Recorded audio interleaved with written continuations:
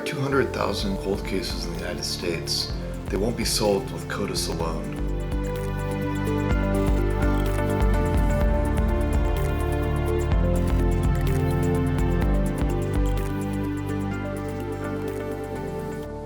Well, it was January 24th, 1988. I was about 8 months on the job at that point, patrol officer working a sector of the township when I was actually, who knew 34 years later I'd still be working this case. Back in October 1985, investigators say an unidentified woman, Jane Doe, was reported missing in Philadelphia.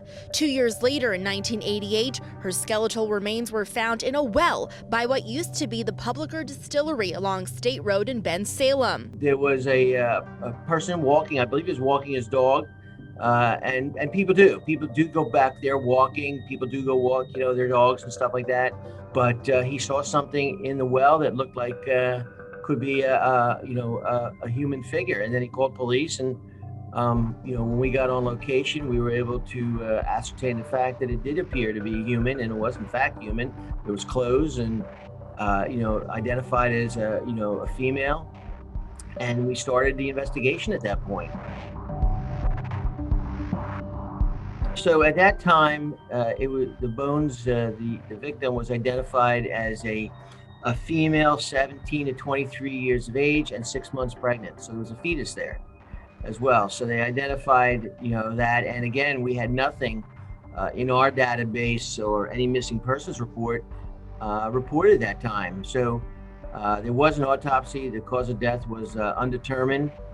And the case sat cold until 1994, when we were able to do a bust of the skeletal remains to get what she could have looked like. And again, once we had the bust, we were able to get on TV and nothing, which is, as the story goes on, which is kind of strange, when we get to the end here. But still, we're in the Philadelphia region. Nobody had come to identify or say they knew somebody that could have looked like that. The challenge that we've noticed in working a lot of the unidentified remains is that although the anthropological analysis can be valuable, and that also goes towards then doing a facial reconstruction, a forensic facial reconstruction, although that's valuable, there's limited data from which to take measurements. And that limited data can create ambiguity or uncertainty.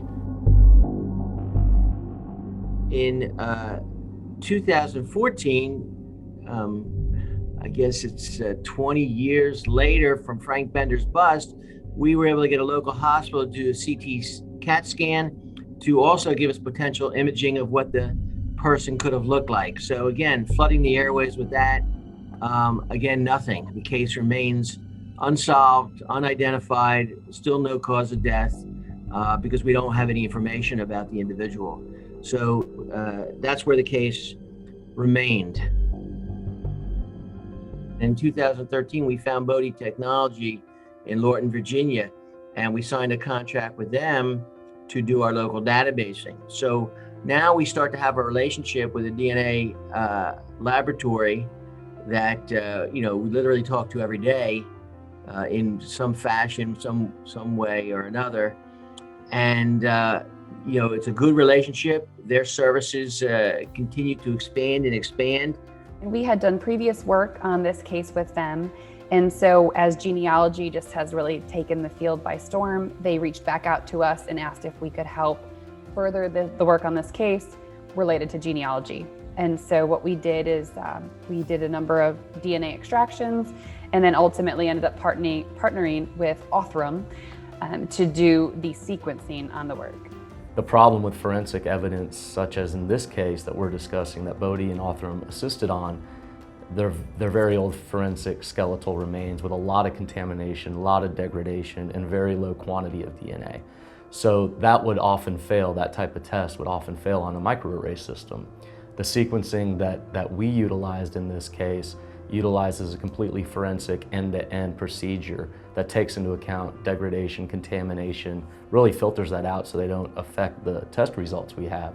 So we're able to come up with a better DNA profile than using a traditional microarray platform. We've done a number of different studies and we have found that sequencing is just superior to the microarray when we're doing bone samples. Given the different challenging factors of bones, the non-human DNA that might be present, the levels of degradation. And so this case coming in as a bone sample, we automatically knew we would like to use sequencing on this particular case. Bode and Othram worked together jointly to create a very clean DNA profile that would be the equivalent of a profile from someone spitting in a tube today and sending it to do an ancestry type test.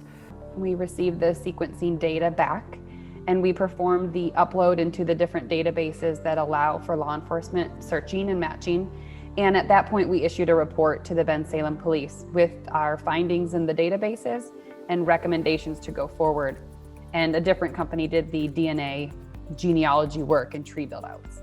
So, here we are now in early 2021, and we're able to get a match to, again, we still have a Jane Doe, but we're able to get a match to Jane Doe's brother and sister that are here in Philadelphia.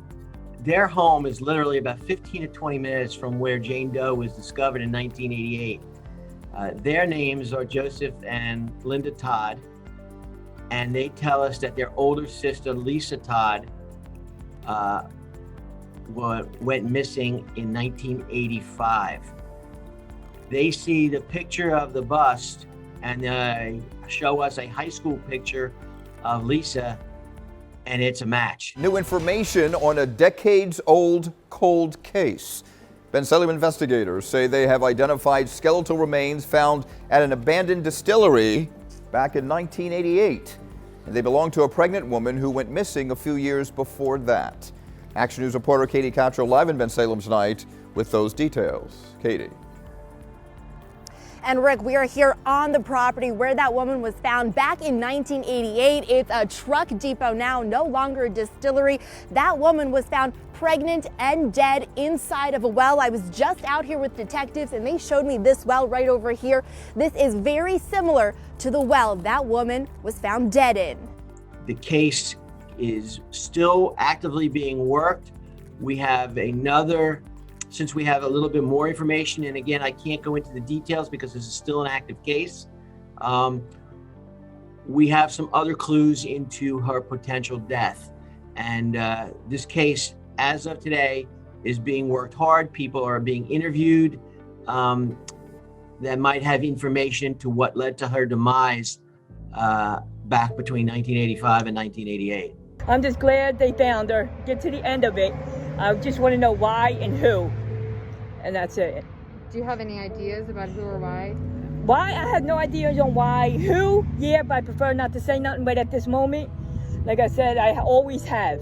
Always. In all these years. But, how, why, I don't know. But that's what I want to get to. So she can rest. If you would have told me in 2010 that I'd be working with a lab on a daily basis talking about DNA and different possibilities, I would have said, no, I have no interest in that. That's not my thing. And it's now my thing because it's a great thing, because what the lab brings to the table and what the scientists truly bring to the table, getting their expertise, they have such an important role in solving and preventing crime and bringing closure, which is really priceless, to families out there.